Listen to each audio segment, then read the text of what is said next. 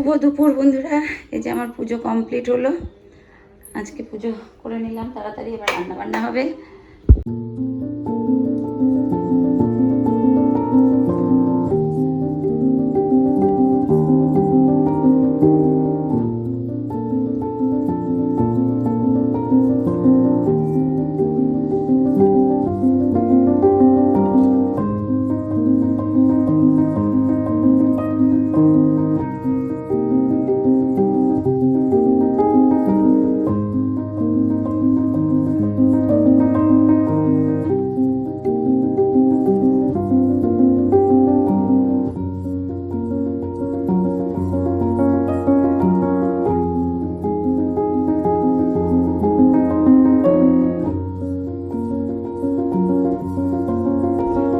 কাঁঠালটা কেটে দিয়েছে, ঘন্ট করবো।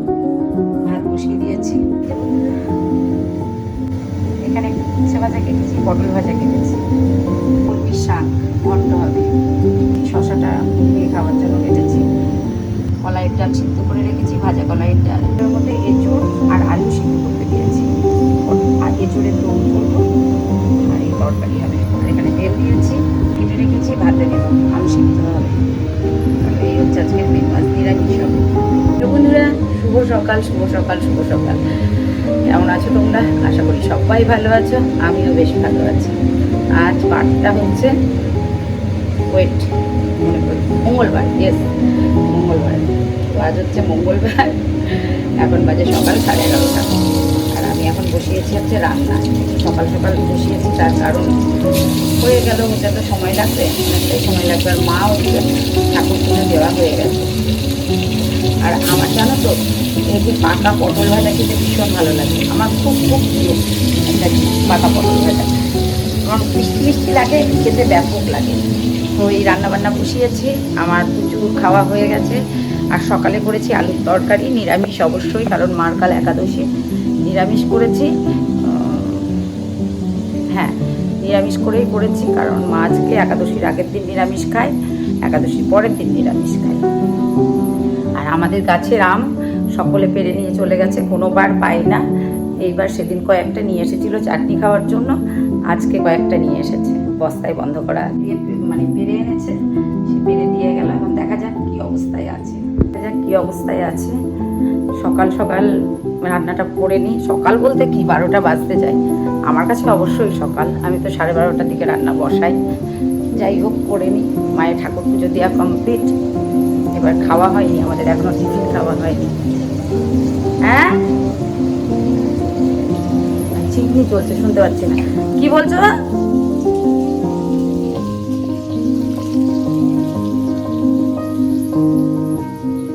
ফুলের ঝুড়ি রেখে চলে এসেছো?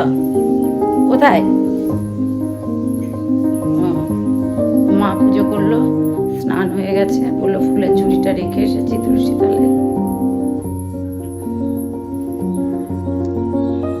কই না তো, এখানে নেই তো। চোখে দিয়েছে। আচ্ছা, একটা ফুল ফুটেছে, কয়েকটা ঘাসও হয়েছে, আর গোলাপ ফুটেছে, ছোট ছোট হয়েছে। গোলাপটা কাটিং করবো, কারণ গাছটাতে এখনো ফুল দিয়েই যাচ্ছে। এই যে এটাতে ফুল দিয়েছে, কয়েকটা তুলেছি, তাতে এখনো ফুল দিচ্ছে, সেই শীতকালের গাছ। আর একটা চন্দ্রমল্লিকাও ফুটছিল। যাই হোক, চলছে মিলিয়ে মিশিয়ে।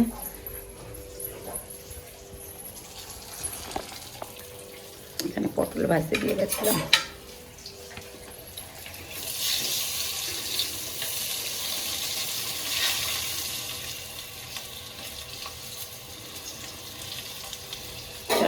পটল ভাজা হয়ে গেছে, করলা ভাজবো, শাক করবো, কলাই ডাল করবো।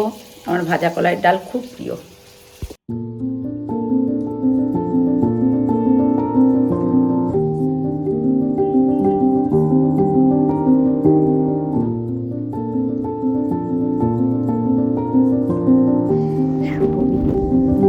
আমি আর মা যাচ্ছি বাজারে বলতে গেলে বকুলতলায় পুজো দেবো।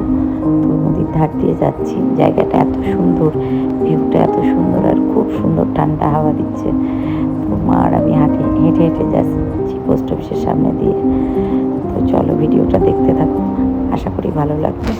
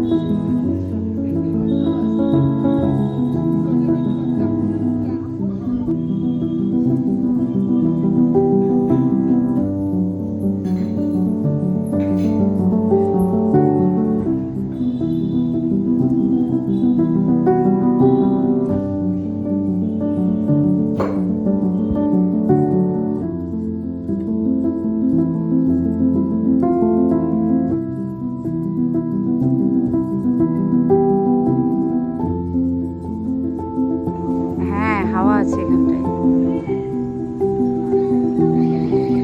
আমার বাবার বাড়ি দেবগ্রাম, এটা আমার মা।